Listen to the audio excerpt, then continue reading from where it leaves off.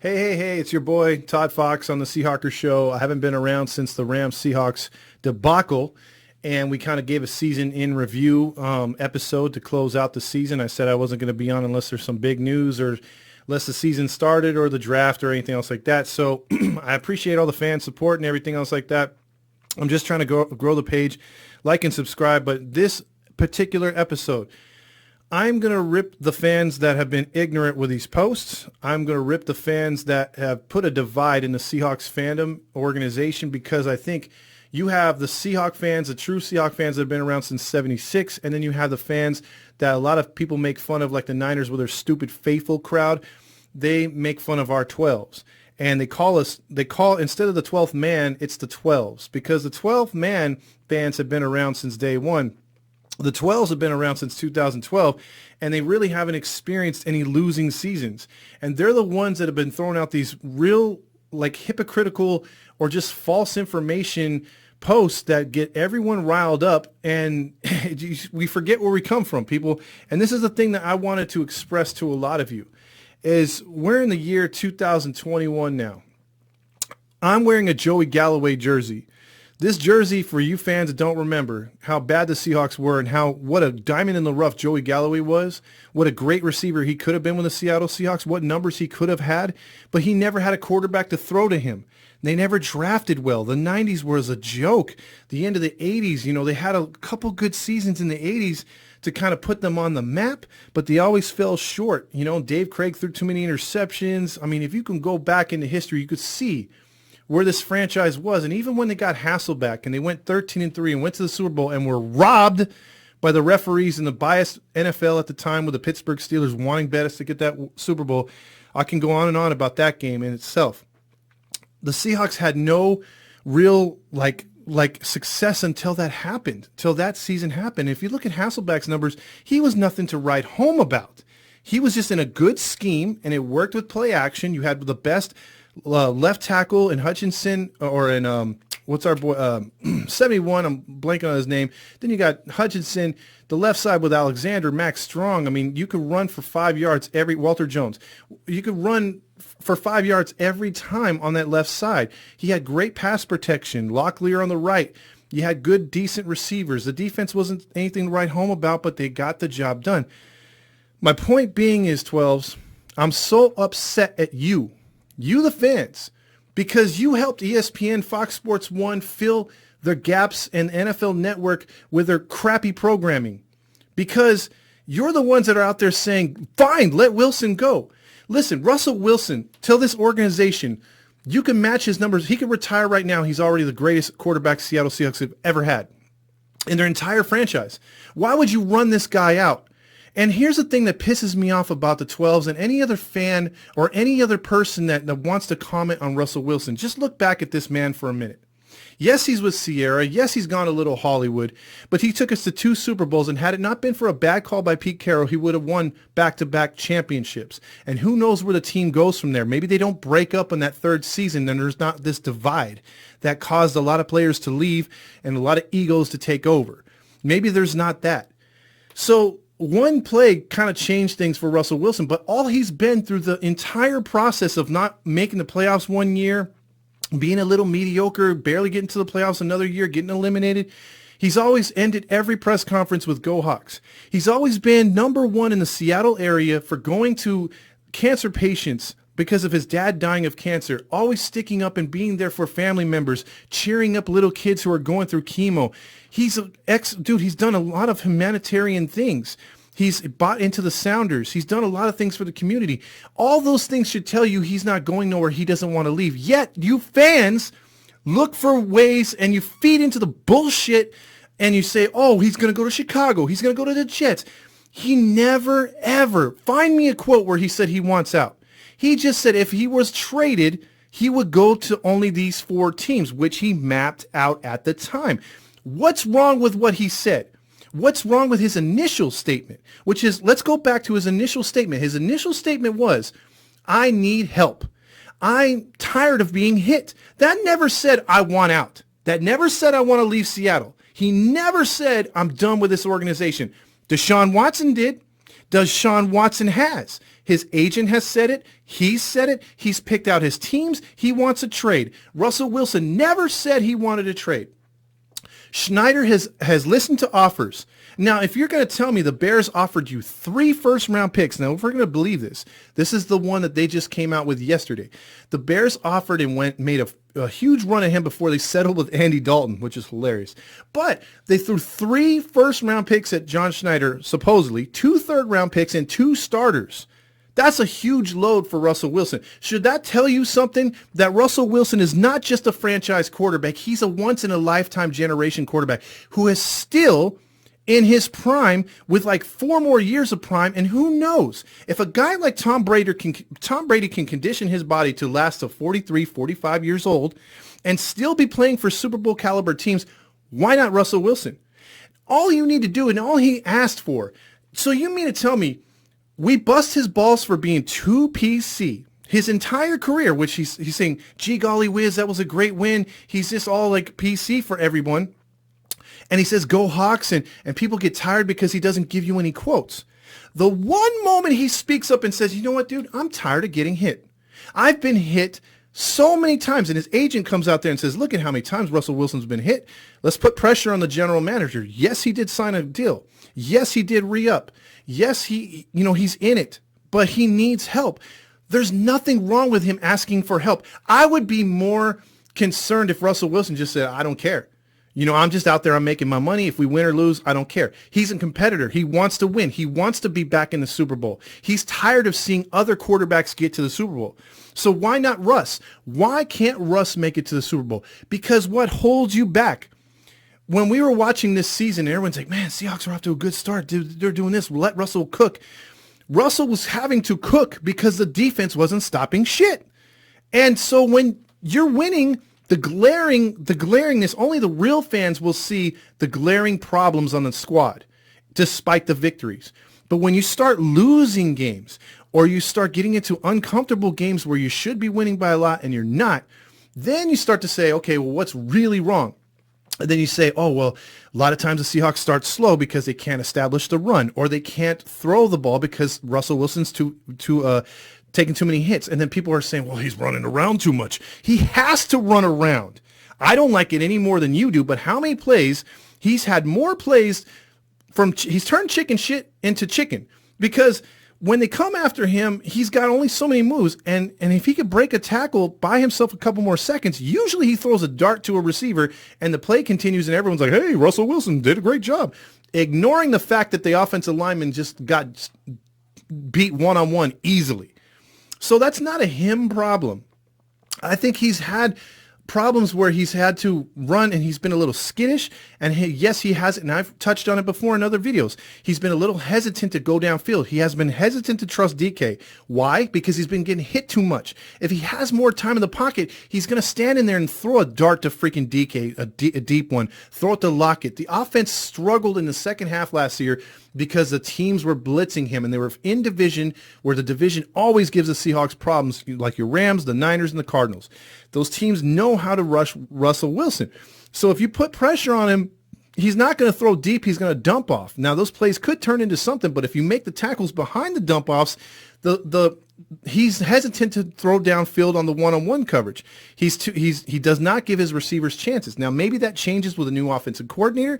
Maybe they have more of a what do you call it? Their offense, DK even said it, was too predictable by the end of the season.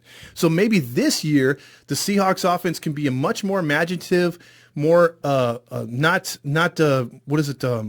They're just not going to be recognizable from the former Seahawks, and they can move on, because obviously it doesn't look like we're going to have Chris Carson. And Russell Wilson now is open to restructuring his contract like Pat Mahomes did and a couple other quarterbacks, Tom Brady. Those guys want to win, and I'm sure Russell Wilson makes more in endorsements than he does in his contract. That's what you 12s didn't understand, too. So while you guys were going out there saying, oh, I want Tua from Miami because Miami will give us draft picks and Tua, or, that guy sucked last year, and then you guys are like, oh, well, we'll take the load from Chicago, we'll take Khalil Mack, but who's going to be your quarterback? And then some people are saying, oh, we'll take Sam Darnold. Oh, you really want to go back into history and look at what the Seahawks have done when they lose a quarterback, when they lose one that's average. Don't even talk about losing one That's good because Seattle really never had one. Dave Craig, Jim Zorn, very average quarterbacks, turned the ball over a lot. Matt Hasselbeck, Rick Meyer was a fluke, and he never panned out like Drew Bledsoe did. You had bad quarterback after bad quarterback for so long until we got this diamond in the rough, which is Russell Wilson, who's a great guy off the field and on the field. And the only thing that he's supposedly done wrong in your guys' minds is speak his mind and say, hey, I need help. He hasn't beat a woman. He hasn't done drugs. He hasn't been like all these other stars that are divas. And he hasn't done stuff to embarrass the organization. So why are we so hard on this guy and reading all these posts from all these different Seahawk pages where all of them are just like, oh my God, we got to get rid of him. He doesn't want to be here. He never freaking said it. Never. And yet you guys just jump on the littlest thing that he says and blow it out of proportion. And you got stupid pages like ESPN News or freaking ESPN 710 in Seattle who's already looking for his replacements, posting stuff and saying, hey, KJR is doing the same thing in Seattle. Oh, well, if he goes, who's going to be his replacement? And Russell wants to leave. He never freaking said it. So the only guys I'm going to give props to are your people on these pages that have stood up for the Seahawks and said, listen, there's $39 million worth of reason, even if they don't like each other, it's a $39 million cap hit for the Seahawks if they were to trade Russell Wilson. So you're talking about a team that has $17 million to spend right now in free agency. And if they were to trade Russell Wilson straight up, without restructuring his contract, whether they did or not, they're going to take a $39 million hit. So let's just say they hate each other. They are married to each other for at least one more year. So you cannot say, oh, well, F Russell Wilson, he's out the door. No, he's got one more year regardless if you like him or not. And then why again would you get rid of him? Would you want to be mediocre again? Because I'm telling you right now, this team, with zero pass rush, getting rid of Dunlap. Yes, they signed back Poona Ford, but he ain't rushing. He wasn't doing anything until Dunlap came. He was a run stopper. He didn't start getting into the backfield till Dunlap came. So Dunlap opened up a lot of things. No matter what you thought of him in Cincinnati, he was a great player here in Seattle. He opened up things for other guys to flourish. So now that he's gone, who's going to replace him? And now that we have offensive linemen who just signed, Trent Williams back with the Niners, Mack coming from the Falcons to the Niners as a center, they're eating up offensive linemen. What are we doing? Sitting on our ass again. So if Russell were to come at the organization next year when he knows that they have the option to trade him and more cap friendly, if he were to leave, it would be the worst day in Seahawks history and you guys would regret it later.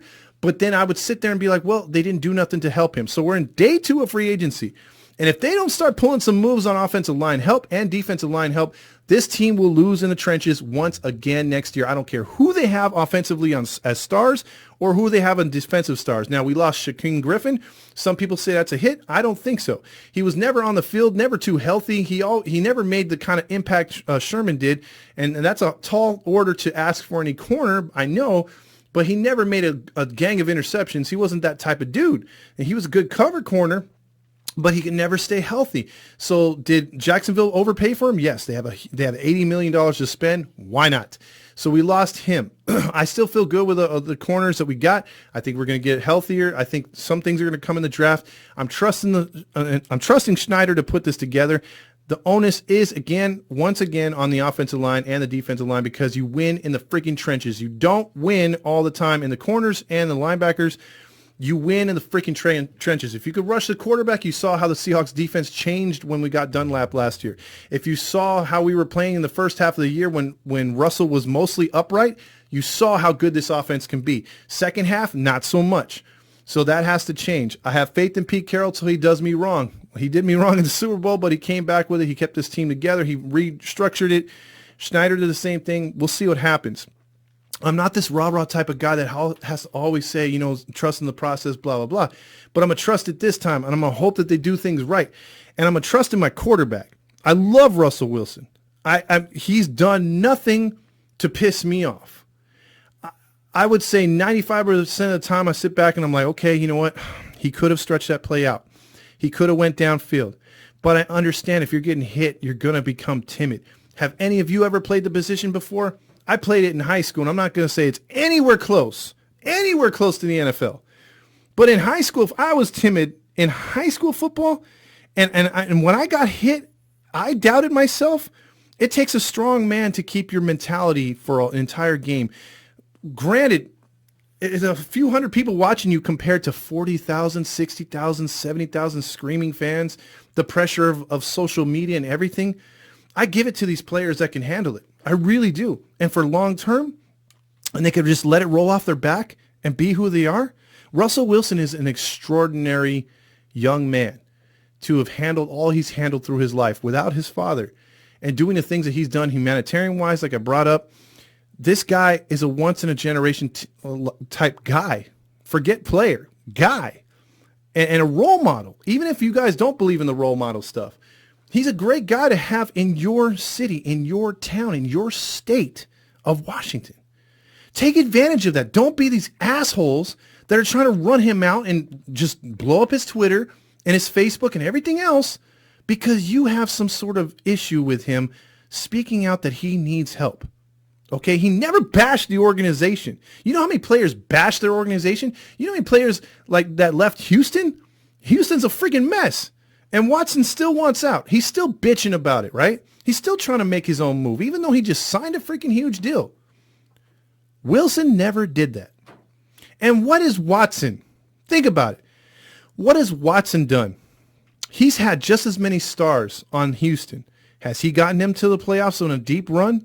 He's gotten them to the playoffs, but they always bow out in the first round because they suck. And has he even like been a threat in that division? Nobody thinks of Houston as a threat in that division, and they're falling apart as they continue to lose players. It's bad leadership, bad organization. But look at what Russell did in his first year. 11-5, stole the spot from a quarterback that we overpaid that came from Green Bay. He stole the spot. He stole the position, and he's never let it go. So why are we pissing him out of Seattle? Think about it, 12s. Get your act together. Appreciate what you have, because at one point, he will be gone. And then what if this organization makes another bad move? We're Rick Myered in mediocrity again. And you're going to be looking at maybe these jerseys in the future getting redone with the new NFL rules. Are we going to fade back into that 6-10, 8-8 type team? I hope not. Because I like being on top. I like freaking matching up with the Rams and 49ers and the Cardinals and knowing not only do we have a good chance of winning today, we're going to bash their freaking heads in. That's a good feeling as a fan. And it's a good feeling as a player. It's a good feeling to know that in the past, you go up to the Kingdome, yeah, it's loud, but you can get a win. But you go up to Quest Field, Lumen Field, whatever the hell they're calling it nowadays, and it's a hard-ass place to play. You ask any team. They struggle. They hate it. They hate the fans being on top of you. They hate the fact that you guys are so freaking loud and that you make such a freaking difference. Kansas City's always tried to top what we got, but Seattle is special. That's why every Sunday night, every Thursday night, every Monday night when they're in Seattle, it's a big-time game. And when a rival or any other team can come in there and beat us, it's a big freaking deal. Because Seattle's win percentage, even when they got Holmgren and they first got the stadium, Quest, before it came Lumen, and Pete Carroll's record on primetime games and his record in just big-time games in general, off the chart. It's a hard place to play. You guys take advantage of that. But don't kill the freaking players that we have. I'm telling you, Russell Wilson is a once-in-a-lifetime generational player. A great human being. I mean, he's got warts like all of us. But for the most part, in life and in the public, find me a fault. Besides a bad hairdo he did when he had that perm that Sierra gave him. Otherwise, he's taking care of Future's kid. He's got his own kids with Sierra. Again, he owns part of the Sounders. He's won you so many games. He's brought happiness to this fan base with a Super Bowl. Almost got 2. Should have had 2. And the fact that they're constantly playing in the playoffs. If you can tell me this is any of his fault, and you can tell me, hey, man, Russell Wilson's the reason why we lost the playoffs, I'd like to see it in the comments. I really would. I really would. Tell me how he lost that playoff game last year.